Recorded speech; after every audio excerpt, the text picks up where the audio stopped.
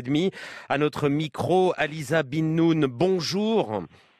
Bonjour. Bonjour Madame l'ambassadrice d'Israël en France et bonjour Majed Bamia. Elle repart. Majed Bamia, vous êtes là ?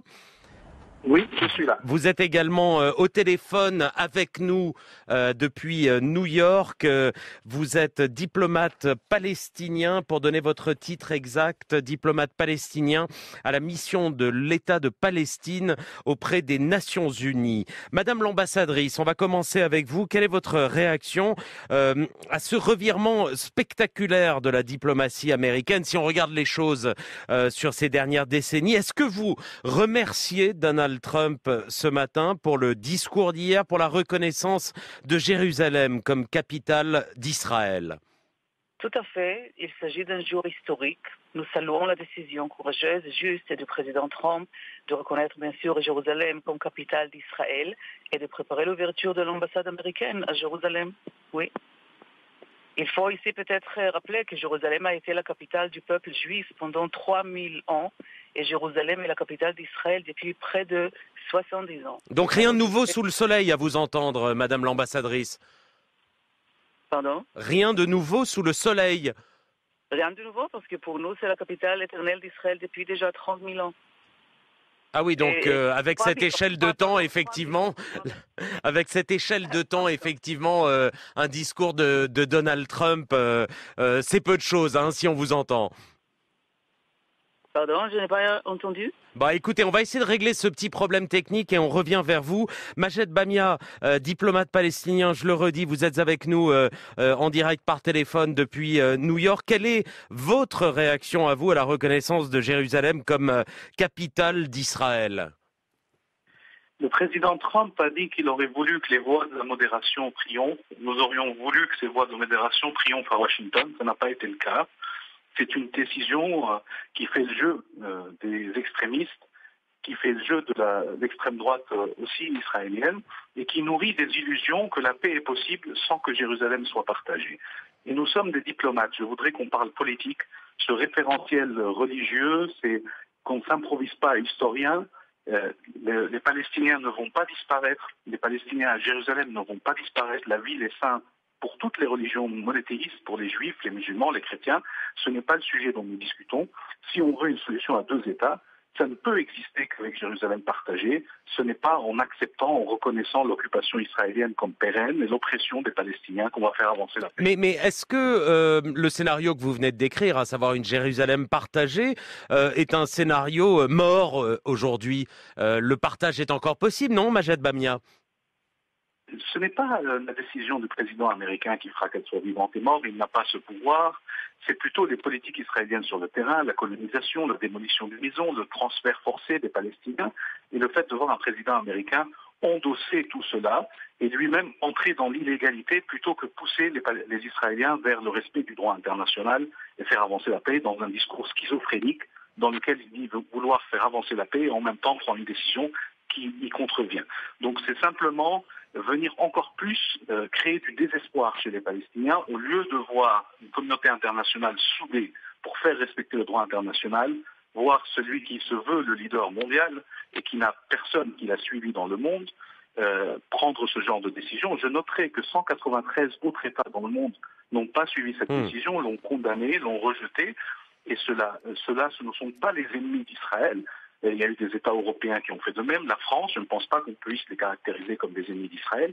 Ils le font parce qu'ils pensent que cela ruine les chances de paix et cela aura un impact pour tous les peuples de la région et ne servira les intérêts de personne de nourrir ces illusions que Israël peut vivre en paix dans la région aux dépens des Palestiniens, sans reconnaître les droits des Palestiniens, en niant leur existence ou en les réduisant à des sujets sous son règne. Un mot, on a toujours du mal à avoir une liaison claire, nette et propre avec Aliza Bin-Noun, l'ambassadrice d'Israël en France, et je le déplore. Donc je continue avec vous, Majed Bamia. Le spectre d'une prochaine ou d'une nouvelle intifada est toujours dans les esprits. Que pouvez-vous nous dire ce matin sur le sujet, après encore une fois cette décision hier de Donald Trump ? Je n'aime pas spéculer sur le sujet. La résistance du peuple palestinien, elle est quotidienne.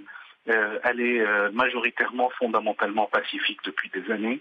Dans l'essentiel de ce qui se passe. On a des manifestations toutes les semaines contre le mur qui a été jugé illégal par la Cour internationale de justice, par la colonisation qui a été jugée illégale par le Conseil de sécurité.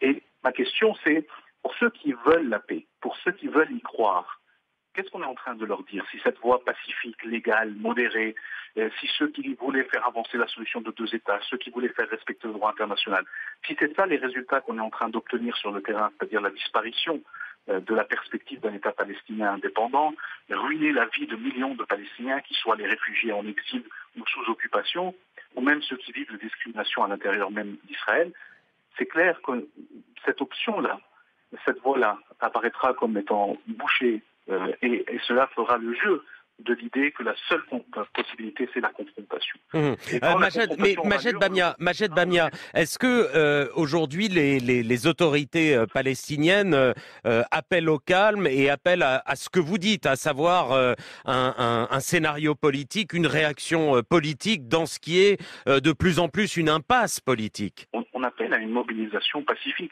Vous savez, tous les peuples ont lutté. Il n'y a pas de honte à lutter contre l'oppression, contre l'occupation. Et les mouvements contre la colonisation dans le monde, on n'est pas les premiers, on est plutôt les derniers, ceux qui font ça depuis 100 ans, qu'on essaye d'obtenir notre indépendance, comme les peuples d'Afrique l'avaient fait, d'Asie ou d'Amérique latine, ou comme la France quand elle a lutté contre sa propre occupation. Mais nous essayons de le faire pacifiquement. Mais les peuples regardent des résultats. Si nous, dans une décennie de la présidence de Mahmoud Abbas, ils se retrouvent face à l'extrême droite en Israël, et aujourd'hui ils se trouvent face à une administration américaine qui fait des options qui font le jeu des extrémistes, et le fait que nous continuons à voir les modérés être à l'œuvre en Palestine, et à un moment où cela paraîtra déraisonnable. Mais ça veut dire quoi? Ça veut dire quoi? Soyez plus clair, Majed Bamia. Ça veut dire quoi? Les extrémistes, dites-vous, sont au pouvoir en Israël. La droite la plus dure l'est aux États-Unis. Vous, avec Mahmoud Abbas, vous avez des Palestiniens modérés qui vont à un moment en avoir marre. Ça veut dire quoi exactement, cette menace qui plane dans vos propos? Non, je ne menace pas, c'est le cours de l'histoire. Les peuples veulent se libérer. Ils cherchent les moyens de le faire. Nous essayons de les convaincre que nous pouvons le faire pacifiquement, politiquement, en nous appuyant sur les résolutions onusiennes, sur les forums internationaux, sur les relations diplomatiques et sur la résistance pacifique. Mais je vous dis, c'est toujours fâcheux de dire quand la violence a eu lieu, venir dire « Oh mais comment la violence est arrivée, c'est condamnable, c'est inacceptable ». La violence vient du désespoir, la violence vient quand ces moyens et le dialogue, les moyens pacifiques ne réussissent pas.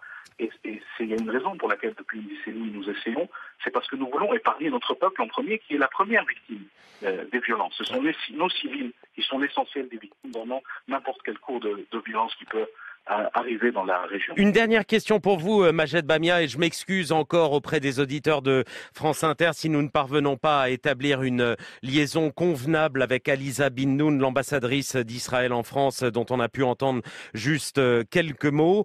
Il a beaucoup été dit, Majed Bamia, hier, depuis ce discours de Donald Trump, que les États-Unis avaient perdu leur place naturelle de médiateur impartial dans ce conflit. Qui peut les remplacer aujourd'hui de manière réaliste? Si vous me répondez l'Europe, je vais vous dire merci et puis on en reparlera dans 4 ans. Non, les États-Unis n'ont jamais été impartials, mais ils ont quand même maintenu les apparences. Et donc c'est difficile de dire qui peut les remplacer. Même les États-Unis n'y étaient pas parvenus. Il faut aussi qu'Israël souhaite faire avancer les choses.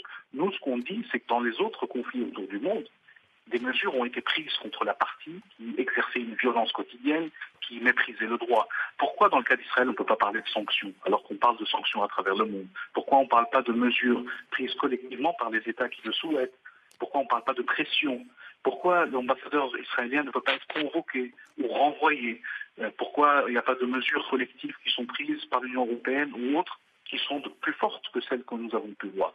Et donc ce qu'on dit ici, c'est que tant qu'il y a une exception israélienne entretenue par les États-Unis ou les autres, Israël continuera à agir comme un État hors la loi.